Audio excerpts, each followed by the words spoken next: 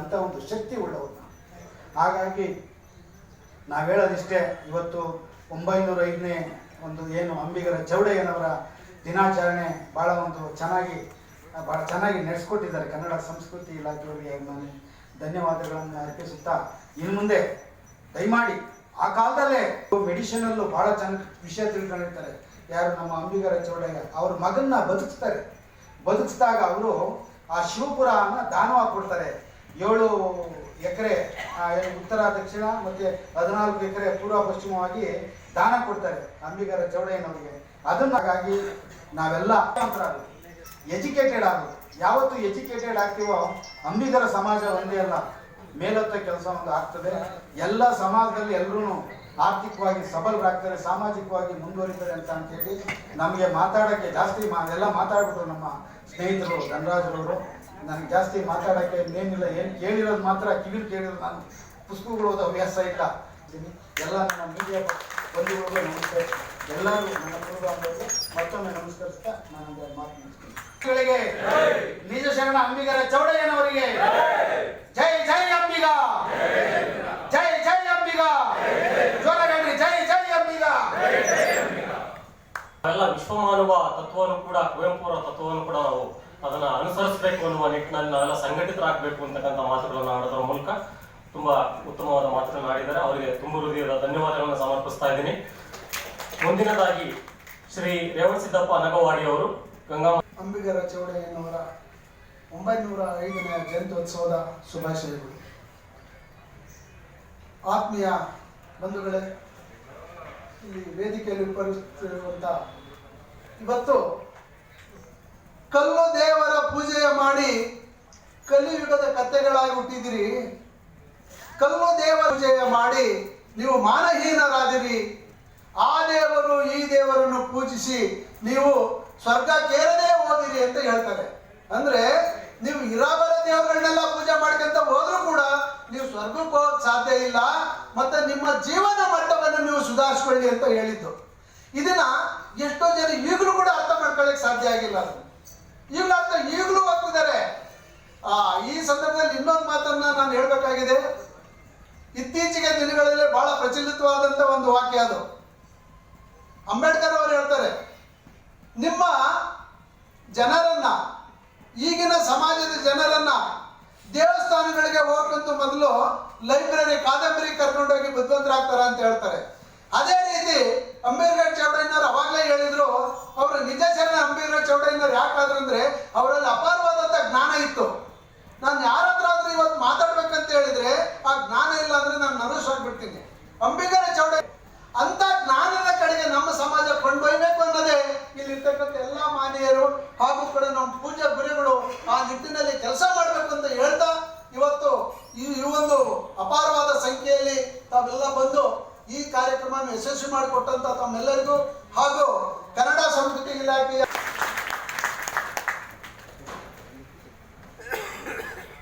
ಸಮಾಜ ಜ್ಞಾನದ ಕಡೆ ಸಾಗಬೇಕು ಅಂತಹ ಜ್ಞಾನದ ಕಣಿ ಆಗಿದ್ದಂತಹ, ಜ್ಞಾನದ ಒಂದು ಗಣಿ ಆಗಿದ್ದಂತಹ ಅಂಬಿಗರ ಚೌಡಯ್ಯನವರು ಅವರ ಜಯಂತಿಯನ್ನು ಆಚರಣೆ ಮಾಡಿದ್ದು ಕನ್ನಡ ಸಂಸ್ಕೃತಿ ಇಲಾಖೆ ಸರ್ಕಾರದ ವತಿಯಿಂದ ತುಂಬಾ ಅರ್ಥಪೂರ್ಣವಾದ ಒಂದು ಮಾತುಗಳನ್ನು ಆಡೋದ್ರ ಮೂಲಕ ಭಕ್ತಿಪೂರ್ವಕ ಪ್ರಣಾಮಗಳೊಂದಿಗೆ.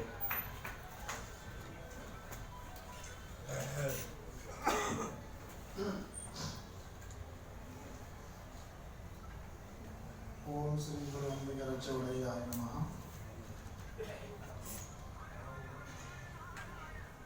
ನಾನಾ ದೇವರುಗಳೆಲ್ಲ ನಾಯಿ ಮಕ್ಕಳು, ಸುತ್ತಲಿನ ದೇವರುಗಳೆಲ್ಲ ಸುತ್ತಿಗೆ ಮಕ್ಕಳು, ತೊತ್ತಿನ ಮಕ್ಕಳು ಜಗವೆಲ್ಲ, ಲೋಕದ ಕತ್ತೆಗಳಿಗೆ ತಿಳಿಯದೆಂದಾತನೇ ಅಂಬಿಗರ ಚೌಡಯ್ಯ ನಿಜ ಶರಣ. ಡಂಬದ ವೈರಿ ನಿಜದ ನಗಾರಿ ವೀರಗಣಾಚಾರ್ಯ ಶರಣ ಅಂಬಿಗರ ಚೌಡಯ್ಯನವರನ್ನ ಸ್ಮರಣೆ ಮಾಡಿಕೊಂಡು, ಜಗನ್ಮಾತೆ ಕುಲದೇವತೆ ಗಂಗಾ ಪರಮೇಶ್ವರಿಯನ್ನ ಸ್ಮರಣೆ ಮಾಡಿಕೊಂಡು, ಪ್ರಪಂಚದ ಎಲ್ಲ ದಾರ್ಶನಿಕ ಮಹಾತ್ಮರನ್ನ ಪ್ರಾತಸ್ಮರಣೀಯರನ್ನ ಸ್ಮರಣೆ ಮಾಡಿಕೊಂಡು, ಈ ಅಂಬಿಗ ಸಮಾಜದ ಏಕೈಕ ಗುರುಪೀಠವಾದಂಥ ಹಾವೇರಿ ಜಿಲ್ಲೆಯ ಸುಕ್ಷೇತ್ರ ನರಸೀಪುರ ಗುರುಪೀಠದ ಪ್ರಥಮ ಪೀಠಾಧಿಪತಿಗಳಾಗಿರ್ತಕ್ಕಂತಹ ಪೂಜ್ಯ ಸದ್ಗುರು ಶಾಂತಮಣಿ ಮಹಾಸ್ವಾಮೀಜಿಯವರನ್ನು ಸ್ಮರಣೆ ಮಾಡಿ, ಕನ್ನಡ ಮತ್ತು ಸಂಸ್ಕೃತಿ ಇಲಾಖೆ ಬೆಂಗಳೂರು ಕರ್ನಾಟಕ ಸರ್ಕಾರ ಆಯೋಜಿಸಿರ್ತಕ್ಕಂತಹ ನಿಜಶರಣ ಅಂಬಿಗರ ಚೌಡಯ್ಯನವರ 905ನೇ ಜಯಂತ್ಯುತ್ಸವ ಸಮಾರಂಭದಲ್ಲಿ, ರಾಜ್ಯ ಮಟ್ಟದ ಸಮಾರಂಭದಲ್ಲಿ ವೇದಿಕೆ ಮೇಲಿರ್ತಕ್ಕಂತಹ ನಮ್ಮ ನೌಕರ ಸಂಘದ ಅಧ್ಯಕ್ಷರಾಗಿರ್ತಕ್ಕಂಥ ಶ್ರೀನಿವಾಸರವರು ಮತ್ತು ಕನ್ನಡ ಸಂಸ್ಕೃತಿ ಇಲಾಖೆ ಅಧಿಕಾರಿಗಳಾಗಿರ್ತಕ್ಕಂತಹ ಬಲವಂತರಾವ್ ಪಾಟೀಲ್ ಸರಲ್ಲಿ, ಪುಸ್ತಕ ಪ್ರಾಧಿಕಾರದ ಅಧ್ಯಕ್ಷರಾಗಿರ್ತಕ್ಕಂತಹ ನಯನಾ ಅವರು, ಡಾಕ್ಟರ್ ನಯನಾ ಅವರ, ಮಾನಸ ಅವರಲ್ಲಿ ಮತ್ತು ವೇದಿಕೆ ಮೇಲಿರ್ತಕ್ಕಂಥ ಎಲ್ಲ ಸಮಾಜದ ಮುಖಂಡರು, ಉಪನ್ಯಾಸ ನೀಡಿರ್ತಕ್ಕಂಥ ಧನರಾಜ್ ಅವರಿಗೆ ಸೇರಿರುವ ಎಲ್ಲ ಕಲಾವಿದರಿಗೆ ತಮ್ಮೆಲ್ಲರಿಗೂ ಶರಣಾರ್ಥಿಗಳು. ಇದುವರೆಗೆ ಅನೇಕ ವಿಷಯಗಳನ್ನು ಅಂಬಿಗರ ಚೌಡಯ್ಯನ ಕುರಿತಾಗಿ ಹೇಳಿದರು. ನಮ್ಮ ಬಲವಂತರಾವ್ ಪಾಟೀಲ್ರಂತರೂ ಬಹಳ ಚೆನ್ನಾಗಿ ಮಾತನಾಡಿದರು. ಒಳ್ಳೆಯ ಉಪನ್ಯಾಸ ನೀಡಿದಂಗೆ ಆಯ್ತು ಅವ್ರ ಮಾತು. 12ನೇ ಶತಮಾನ ಭಕ್ತಿ ಬೆಳವಿನ ಕಾಲ. ಎಲ್ಲೆಲ್ಲಿ ನೋಡಿದ್ರೆಲ್ಲ ಶರಣರಿಗೆ ಕಾಣುವಂಥ ಒಂದು ಸುವರ್ಣ ಯುಗ ಆಗಿತ್ತು. ಅದು ಎಂತಹ ಕ್ರಾಂತಿ ಅದು ಅಂದ್ರೆ, ಕ್ರಾಂತಿಗಳು ಸಾಕಷ್ಟು ಆಗ್ಯಾವ. ಈ ಜಗತ್ತಿನ ಯುದ್ಧಗಳು ಭಾಳ ಆಗ್ಯಾವಲ್ರಿ. ಯುದ್ಧಗಳು ಭಾಳ ಆಗ್ಯಾವ, ಕ್ರಾಂತಿ ಭಾಳ ಆಗ್ಯಾವ, ಹೋರಾಟಗಳು ಭಾಳ ಆಗ್ಯಾವ. ಇವೆಲ್ಲ ಎದಕ್ಕಾಗ್ಯಾವ ಅಂದ್ರೆ, ಒಂದು ರಾಜ್ಯಗಳನ್ನು ವಶಪಡಿಸ್ಕೊಳಕ್ಕಾಗ್ಯಾವ. ಒಂದು ರಾಜ್ಯವನ್ನು ಇನ್ನೊಂದು ರಾಜ್ಯ ಅದನ್ನು ತನ್ನ ರಾಜ್ಯವನ್ನು ವಿಸ್ತಾರ ಮಾಡೋ ಸಲುವಾಗಿ ಯುದ್ಧಗಳನ್ನು ಮಾಡ್ತಾನೆ, ಅಥವಾ ಹೆಣ್ಣಿಗಾಗಿ ಯುದ್ಧ ಮಾಡ್ತಾನೆ, ಸಂಪತ್ತಿಗಾಗಿ ಯುದ್ಧ ಮಾಡ್ತಾನೆ. ಮತ್ತೀಗ ಗಡಿಯಲ್ಲಿ ಏನಪ್ಪ ಅಂದ್ರೆ ಗಡಿ ಯುದ್ಧಗಳಾಗ್ತಾವ, ಹೋರಾಟಗಳಾಗ್ತಾವ. ಮತ್ತು 3ನೇ ಮಹಾಯುದ್ಧ ಆಗೋದೈತೆ ಅಂತ ಹೇಳ್ತಾರೆ. 2 ಯುದ್ಧಗಳಾಗ್ಯಾವ, ಹೌದಲ್ಲ? ಇವೆಲ್ಲ ಯುದ್ಧಗಳು ಯಾಕಾಗ್ಯಾವ ಅಂದ್ರೆ, ಇವೆಲ್ಲ ಏನಪ್ಪ ಅಂದ್ರೆ ಒಬ್ರಿಗೊಬ್ರು ದ್ವೇಷ, ಒಬ್ರಿಗೊಬ್ಬರನ್ನ ವಶಪಡಿಸ್ಕೊಳ್ಳೋದು. ಅದು ಯಾವುದಕ್ಕಾಗಿ ಆಯಿತು ಅಂದ್ರೆ, ಸರ್ವರಿಗೂ ಸಮಮಾಡತಕ್ಕಂಥ ಸಮಾನತೆ, ಈಕ್ವಲ್, ಆಲ್ ಆರ್ ಈಕ್ವಲ್, ಎಲ್ಲರಿಗೂ ಸಮಾನ ಅಂತಕ್ಕಂಥ ಪ್ರತಿಪಾದನೆ ಮಾಡೋ ಸಲುವಾಗಿ 12ನೇ ಶತಮಾನದಲ್ಲಿ ಜಗತ್ತು ಕಂಡರಿಯಾದಂಥ ಒಂದು ದೊಡ್ಡ ಕ್ರಾಂತಿ ಆಯಿತು. ಆ ಕ್ರಾಂತಿ ಫಲ ಇವತ್ತು ನಾವು ಸಮಾನತೆಯನ್ನು ಕಾಣಲಿಕ್ಕೆ ಸಾಧ್ಯದ, ಅಸ್ಪೃಶ್ಯತೆ ದೂರ ಆಗ್ಲಿಕ್ಕೆ ಸಾಧ್ಯದ. ಇಂದಿನ ಶತಮಾನದಲ್ಲಿ ಸಂವಿಧಾನದಡಿಯಲ್ಲಿ ಅಂಬೇಡ್ಕರ್ ಅವರು ಕೂಡ ಭಾಳ ಅದ್ಭುತವಾಗಿ ಆ ಸಂವಿಧಾನ ಇವತ್ತು ಆ ಬಸವಾದಿ ಪ್ರಮಥರು ಏನು ಕಂಡದ್ರಲ್ಲ, ಆ ಕನಸು ಅದು ಸಂವಿಧಾನ ರೂಪದಲ್ಲಿ ಇವತ್ತು ನಮ್ಮೆಲ್ಲರಿಗೂ ಸಮಾನತೆಯನ್ನು ತಂದುಕೊಡುವಂತಹ ಕೆಲಸ ಮಾಡ್ತಾ ಇದೆ ಅಂತಕ್ಕಂಥದ್ದು ನಾವು ನೆನಪಿನಲ್ಲಿರ್ಬೋದು. ಆ ಕಾಲದಲ್ಲಿ ಅತ್ಯಂತ ಶ್ರೇಷ್ಠ ವಿಚಾರವನ್ನು ಅಂಬಿಗರ ಚೌಡಯ್ಯನವರು ಎಲ್ಲಿ ಅವರು ಹುಟ್ಟಿದ್ರು ಅಂತಂದ್ರೆ, ಇವತ್ತು ನಾವು ಮೂಲ ಪೀಠ ಹಾವೇರಿ ಜಿಲ್ಲೆಯ ಅಂದಿನ ಶಿವಪುರ, ಚಂದ್ರಾಪುರ, ಶಿವಪುರ, ನರಸೀಪುರದಲ್ಲಿ ಇವತ್ತು ಗುರುಪೀಠ ಅದ. ಚಂದ್ರಾಪುರ, ಶಿವಪುರ ಮತ್ತು ಚೌಡಯ್ಯನ ಗದ್ದಿಗೆಯನ್ನು ನೋಡಬಹುದು ನಾವು, ಐಕ್ಯ ಸ್ಥಳವನ್ನು. ಅದು ನಿರ್ಲಕ್ಷ್ಯಗೊಳಗಾಗ್ಯದ. ಕೇಂದ್ರ ಸರ್ಕಾರ ಅದಕ್ಕೆ ಕಟ್ಟಡ ಮಾಡ್ಲಿಕ್ಕೆ ಪರ್ಮಿಷನ್ ಕೊಟ್ಟಿಲ್ಲ. ಪುರಾತನ ಒಂದು ದೇವಸ್ಥಾನ, ಮುಕ್ತೇಶ್ವರ ದೇವಸ್ಥಾನ ಪಕ್ಕದಲ್ಲೇ ಇರೋದ್ರಿಂದ ಅದು ಈಗ ಅಂತಕ್ಕಂಥದ್ದು ವರ್ಷ ಬಸವನವ್ರ ಹೆಂಗೆ ನದಿ ಒಳಗದ ಹಂಗೆ ಚೌಡಯ್ಯನ ಗದ್ದಿ ಮುಳುಗ್ತದೆ. ಮತ್ತು ಅದು ನದಿ ಕಡಿಮೆ ಆದಾಗ ನಮಗೆ ದರ್ಶನಕ್ಕೆ ಸಿಗ್ತದೆ.